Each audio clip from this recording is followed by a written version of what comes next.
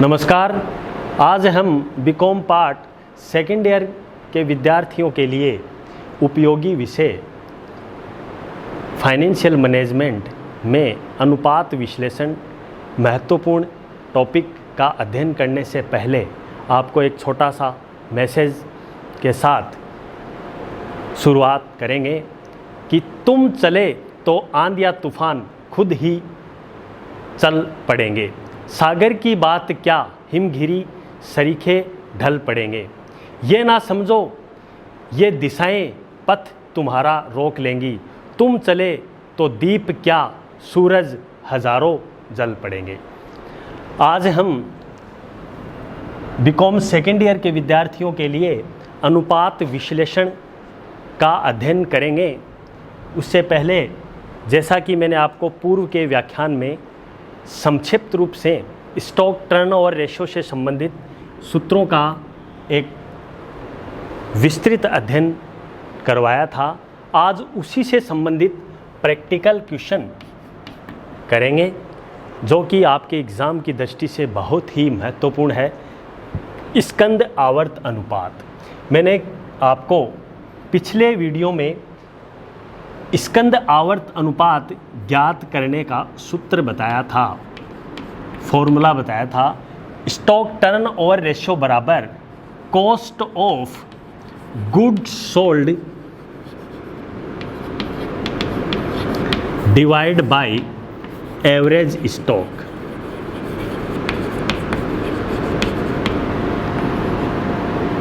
या इसे अपन सेल्स भी कह सकते हैं।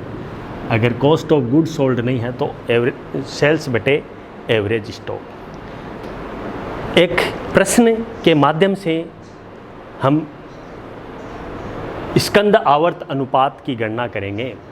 मान लेते हैं किसी कंपनी या फर्म की ओपनिंग स्टॉक बराबर 20,000, purchase 40,000, carries inward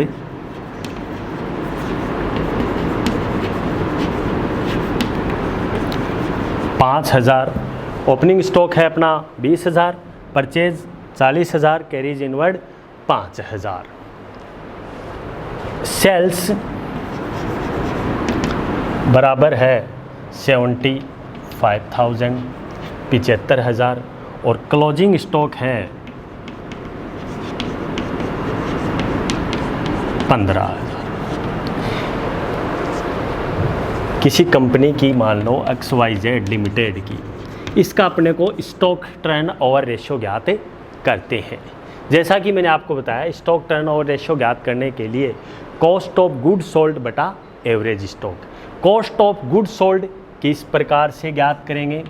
cost of goods sold ज्ञात करने के लिए मैंने आपको बताया था पूर्व के व्याख्यान में, opening stock plus purchase plus carry inward minus closing stock. तो opening stock plus purchase plus carries inward minus closing stock. जैसा कि प्रश्न में दे रखा है, opening stock 20,000 20,000, purchase 40,000 40,000, plus carries inward 5,000 50,000, closing stock 15,000 15,000। तो इस प्रकार 20 40 60 5 65 में 15,000 घटाने के बाद में अपने सामने आ जाएंगे 50,000। 50,000 अपने पास आ गया कॉस्ट ऑफ गुड्स सोल्ड। तो कॉस्ट ऑफ गुड्स सोल्ड क्या आ गया? 50,000। अब बात करें एवरेज स्टॉक की। एवरेज स्टॉक में मैंने आपको बताया opening stock plus closing stock. Opening stock plus closing stock divide by 2। Opening stock है 20,000 20,000 plus closing stock 15,000 divide by 2। तो इस प्रकार 20,000 प्लस 15,000 35,000 में भाग दे दिया 2 का, तो 17,500 अपना क्या आ गया, क्लोजिंग स्टॉक आ गया। क्लोजिंग नहीं सॉरी एवरेज स्टॉक आ गया। तो एवरेज स्टॉक आ गया 17,500। तो इस प्रकार हम इसकी कैलकुलेशन करें 50,000 डिवाइड बाई 17,500, तो हम इसका आसानी से कैलकुलेट कर सकते हैं। तो इस प्रकार से 2.86 टाइम्स इसका आंसर स्टॉक टर्नओवर रेशियो की आवश्यकता हो जाएगी। 2.86 टाइम्स आंसर आ जाएगा। दोबारा से अपन संक्षेप में इसका अपन अध्ययन करें। स्टॉक टर्नओवर रेशियो ज्ञात करने के लिए कॉस्ट ऑफ गुड सोल्ड बटे एवरेज स्टॉक का भाग दे देंगे। कॉस्ट ऑफ गुड सोल्ड जब हम ज्ञात करते हैं तो मैंने आपको बताया opening stock plus purchase plus carriage inward minus closing stock. Opening stock हमें दे रखा है 20,000 प्लस परचेज 40,000, इनवर्ड 5,000 माइनस 15,000 50,000। 50,000 में भाग दे देंगे एवरेज स्टॉक का। एवरेज स्टॉक याद करेंगे opening stock plus closing stock. Opening stock अपने पास 20,000 और क्लोजिंग स्टॉक 15,000, तो इनका एवरेज निकालेंगे तो 17,500। तो 2.86 टाइम्स अपने पास स्टॉक टर्नओवर रेशियो कैलकुलेट हो जाएगा। ये बहुत ही महत्वपूर्ण है, जो कि आपके एग्ज़ाम की दृष्टि से महत्वपूर्ण माना जाता है। आगे हम इसी क्रम में एक और प्रश्न हल करेंगे, जो कि एक आपके लिए होमवर्क भी है और यहाँ पर भी उसका सॉल्यूशन करेंगे। इसकी आप घर पे अच्छे से प्रैक्टिस करें। Stock turnover ratio cost of good sold divide by average stock. Stock turnover ratio ज्ञात करने के लिए मैंने आपको बताया formula cost of good sold, cost of goods sold divide by average stock. ये स्टॉक टर्नओवर रेशियो का सूत्र है। इस प्रकार हम विभिन्न सूचनाओं के आधार पर दोबारा से अपनी स्कंद आवर्त अनुपात की गणना कीजिए। जैसा कि क्वेश्चन है, ओपनिंग स्टॉक बराबर मान के चले opening stock 20,000, closing stock 30,000, sales 4 lakh, gross profit 30% of sales. अपने को ज्ञात करना है, स्टॉक टर्नओवर रेशियो की गणना करनी है। स्टॉक टर्नओवर रेशियो की गणना करते समय हमें कॉस्ट ऑफ गुड सोल्ड चाहिए। कॉस्ट ऑफ गुड सोल्ड हम ज्ञात करें तो सेल्स माइनस जीपी। सेल्स अपने को दे रखी है 4 lakh. Cost of good sold बराबर कॉस्ट ऑफ गुड सोल्ड बराबर sales minus gross profit. Sales अपने को दे रखी है 4 लाख माइनस ग्रॉस प्रॉफिट दे रखा है 30% ऑफ सेल्स। तो 4 लाख का 30% हो गया 1,20,000। तो इस प्रकार अपने पास 2,80,000 कॉस्ट ऑफ गुड सोल्ड आ गई। तो इसकी कैलकुलेशन हो जाएगी 2,80,000 divide by average stock. Average stock opening stock plus closing stock. Average stock बराबर पर करते हैं। एवरेज स्टॉक बराबर opening stock plus closing stock divide by 2। Opening stock आ गया अपना 20,000 plus closing stock 30 divide by 2। 50,000 में भाग दे दिया 2 का, 25,000 अपना एवरेज स्टॉक आ गया। तो डिवाइड बाय एवरेज स्टॉक। इस प्रकार से कॉस्ट ऑफ गुड सोल्ड में एवरेज स्टॉक का भाग देने पर अपने सामने 2,80,000 बाई डिवाइड बाई 25,000 तो 11.2 टाइम्स के आधार पे इनको कैलकुलेट कर सकते हैं। इस प्रकार से एवरेज स्टॉक की गणना आसानी से किया जा सकता है। इस प्रकार स्कंद आवर्त अनुपात से संबंधित सभी क्वेश्चन आप आसानी से हल कर सकेंगे। आगे हम इसी से संबंधित क्वेश्चन प्रैक्टिकल के रूप में होमवर्क में जो भी क्वेश्चन है वो आप घर पे सोल्व कीजिए।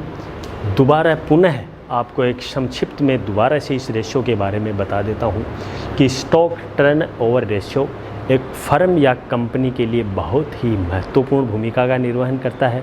ये कार्य कुशलता का मापक माना जाता है। इसे हम सेल्स अनुपात भी कहते हैं या स्टॉक प्रबंध अनुपात भी कहते हैं। इसको टाइम्स के आधार पे कैलकुलेट किया जाता है। तो स्कंद आवर्त अनुपात जब हम ज्ञात करते हैं तो कॉस्ट ऑफ गुड सोल्ड बटे एवरेज स्टॉक के भाग देकर इसका कैलकुलेशन की जाती है। कॉस्ट ऑफ गुड सोल्ड विभिन्न तरीके से ज्ञात किया जाता है, जैसे सेल्स माइनस ग्रॉस प्रॉफिट या फिर opening stock plus purchase plus carries inward minus closing stock या फिर सेल्स माइनस ग्रॉस प्रॉफिट के आधार पे इनको ज्ञात किया जाता है। अब एवरेज स्टॉक की बात करें तो opening stock plus closing stock divide by 2 के आधार पे इनको कैलकुलेट कर सकते हैं। तो स्कंद आवर्त अनुपात एक बहुत ही महत्वपूर्ण अनुपात है, तो आपके एग्ज़ाम की दृष्टि से भी बहुत ही महत्वपूर्ण है। आगे हम इसी से संबंधित देनदार आवर्त अनुपात का भी अपन अध्ययन करें डेटर टर्नओवर रेशियो में। इसमें नेट क्रेडिट ऑपरेटिंग प्रॉफिट बटे एवरेज रिसीवेबल का भाग देंगे। Average receivable total debtor plus BR plus total closing debtor और क्लोजिंग बीआर का भाग देने के बाद में हम इसको ज्ञात कर सकते हैं। ऐसे ही औसत संग्रहण विधि के आधार पर भी इसे ज्ञात कर सकते हैं, जिसमें average receivable credit sales divide into जो भी डेज हैं उनके आधार पे इनकी गणना की जाती है। तो इसी से संबंधित और भी विभिन्न प्रकार के क्वेश्चन हम अध्ययन करेंगे, जो कि इसी से संबंधित रिलेटिव क्वेश्चन जितने भी हैं आपके बुक्स में फाइनेंशियल मैनेजमेंट के अंतर्गत वो आप घर पे सॉल्व करेंगे अच्छे से। इनका जो भी संबंधित समस्याएं आए तो उनको नोट आउट कीजिए, वो पूछिए। और इसी रेशो के क्रम में आगे हम विभिन्न अनुपातों का विस्तृत तरीके से अध्ययन करेंगे। जैसा कि आज हमने 2 प्रश्न प्रैक्टिकल के क्वेश्चन सॉल्व किए, इसी से संबंधित क्वेश्चन जो भी रिलेटेड हैंगे वो आप याद करेंगे। तो इस प्रकार अनुपात विश्लेषण एक फर्म या कंपनी के लिए बहुत ही महत्वपूर्ण है। एक कंपनी की लाभ स्थिति को दर्शाती है, जिसमें जो भी लाभ कंपनी को होते हैं उनको एक अनुपात के माध्यम से या उसकी स्थिति जानने के लिए अनुपात विश्लेषण का अध्ययन किया जाता है, जिसमें विभिन्न प्रकार के अनुपात हैं, जिसमें चिट्ठे पर आधारित अनुपात हैं, जिसमें मैंने आपको बताया करंट रेशियो, त्वरित अनुपात, अम्ल परख अनुपात, और दूसरा लीवरेज के आधार पर अनुपात, डेब्ट इक्विटी रेशियो, प्रोप्राइटरी रेशियो, और भी विभिन्न प्रकार के रेशियो हैं अगला एक्टिविटी रेशो के अंतर्गत या एक्टिविटी रेशो में क्रियाशीलता अनुपात में स्कंद आवर्त अनुपात है, देनदार आवर्त अनुपात है और भी औसत संग्रहण पद्धति से संबंधित अनुपात हैं, उनका हमने एक विस्तृत तरीके से अध्ययन किया। आगे के हम वीडियो व्याख्यान में मुख्यतया अध्ययन करेंगे। इसी क्रम में आगे जो भी अनुपात होंगे जो लाभदायकता से संबंधित होंगे उनका अपन विस्तृत तरीके से अध्ययन किया जाएगा। इस प्रकार से स्कंद आवर्त अनुपात महत्वपूर्ण हैं। स्कंद आवर्त अनुपात से संबंधित क्वेश्चन और भी बहुत हैं जिनकी हम चर्चा करेंगे, क्योंकि ये अनुपात मुख्यतया बिक्री पे आधारित अनुपात होते हैं जो कि एक सहायक तरीके से इनको ज्ञात किया जाता है। इसमें कॉस्ट ऑफ गुड्स सोल्ड और एवरेज स्टॉक के आधार पे इनकी गणना की जाती है जो कि महत्वपूर्ण सहायक हैं।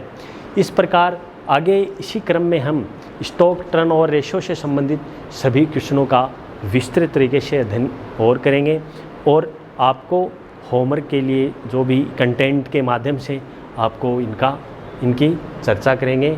हम आशा करते हैं कि आज का ये वीडियो जो कि प्रैक्टिकल विषय से संबंधित आपके लिए लाभान्वित होगा, आपके लिए लाभप्रद होगा, जिससे एग्ज़ाम में होने वाले या एग्ज़ाम में आने वाले प्रश्न आपके लिए बहुत ही उपयोगी सिद्ध होंगे, जिससे आप आसानी से उन प्रश्नों को हल कर सकें। इस प्रकार स्कंद आवर्त अनुपात बहुत ही महत्वपूर्ण अनुपातों की श्रेणी में आते हैं। आगे हम देनदार आवर्त अनुपातों की चर्चा करेंगे और भी विभिन्न प्रकार के अनुपात हैं जिनका विस्तृत तरीके से विन्यासित आधार पे उनको आपको समझाएंगे, जो कि एक वित्तीय प्रबंध के अंतर्गत यूनिट संख्या सेकंड में अनुपात विश्लेषण में यह संपूर्ण चैप्टर बहुत ही महत्वपूर्ण है, जिसमें चालू अनुपात, स्कंद आवर्त अनुपात है और भी विभिन्न प्रकार के अनुपात है, लाभदायकता अनुपात है। वो सभी प्रश्न आपके एग्ज़ाम में आते हैं जो कि 4 अनुपात पूछते हैं। 4 अनुपात में 1 अनुपात 5 नंबर का होता है। तो इस प्रकार 20 मार्क्स का क्वेश्चन स्कंद आवर्त अनुपात से संबंधित होते हैं, जो कि बहुत ही आपके लिए उपयोगी एवं महत्वपूर्ण है। आप इससे संबंधित सभी प्रश्न होमवर्क के रूप में घर पे हल करें। फाइनेंशियल मैनेजमेंट की बुक के अंतर्गत बहुत बहुत धन्यवाद, बहुत बहुत आभार। Thank you very much.